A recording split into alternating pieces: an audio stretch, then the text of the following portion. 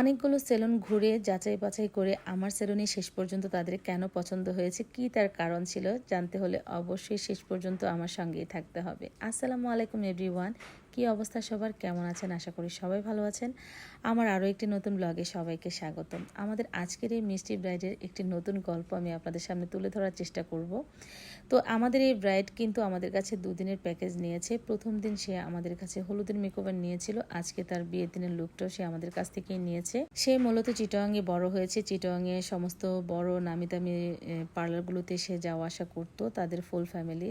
তো সেখানে গ্রাম্য ছোট্ট একটা বাজারের ভেতরে পার্লার খুঁজে নেওয়াটা তাদের জন্য খুবই কষ্টকর একটা বিষয় ছিল। গ্রাম্য একটা ছোট্ট বাজারের ভেতরে যে পার্লারগুলো হয়, সেই পার্লারগুলো সার্ভিস কেমন হয়, কীরকম হতে পারে, তারা খুবই কনফিউশনে ছিল।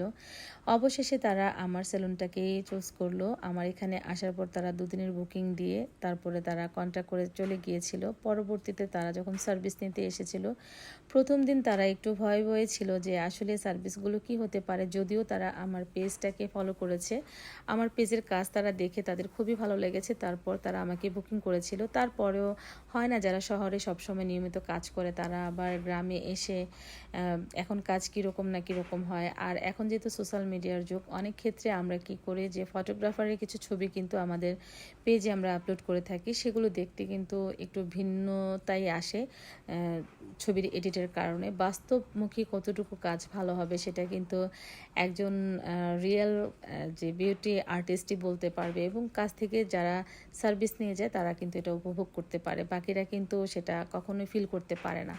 যেহেতু তারা যে চিটং শহর থেকে এসেছে, তো তাদের আসলে এই ধারণাটা না থাকারই কথা।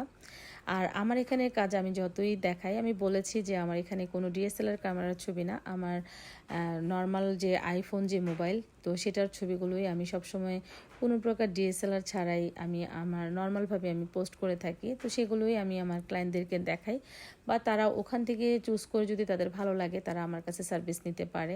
এখানে লুকোচুরির কোনো কিছুই নেই।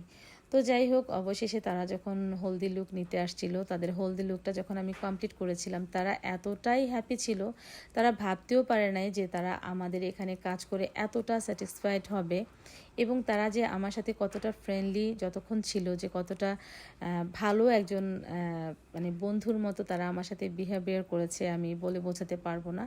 আর হ্যাঁ, তারা মন থেকেও অনেক অনেক ভালো মনের মানুষ, তাদেরকে আমি সম্মান জানাই যে তারা চিটং থেকে এসে আমাকে অ্যাপ্রিসিয়েট করেছে, আমার কাজকে তারা সম্মান দেখিয়েছে, বলেছে যে একদম চিটংয়ের কাজ আপনার, চিটংয়ে যে আমরা বড় বড় সেলুনগুলোতে কাজে সার্ভিস নিয়ে থাকি সেইভাবে আপনার সার্ভিসটা আমরা কল্পনাও করতে পারিনি, গ্রাম্য একটা ছোট্ট বাজারে আপনি এত সুন্দর কাজ করেন।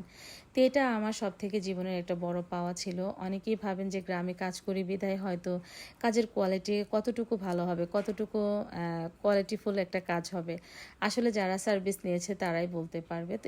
তো আপনাদের সাথে কথা বলতে বলতে আমাদের ব্রাইড ফুল রেডি হয়ে গিয়েছে। কেমন লেগেছে আমাদের আজকের এই ব্রাইড লুকটি অবশ্যই কমেন্ট সেকশনে জানাবেন। আর হ্যাঁ, আমার এই ভিডিও কে কোন জেলা থেকে দেখছেন, কোথা থেকে দেখছেন কমেন্ট করতে ভুলবেন না। তো আজকে এই পর্যন্তই, দেখা হচ্ছে নেক্সট অন্য কোনো ভিডিওতে। সেই পর্যন্ত সবাই ভালো থাকবেন, সুস্থ থাকবেন এবং আমাদের সঙ্গেই থাকবেন। আল্লাহ হাফিজ।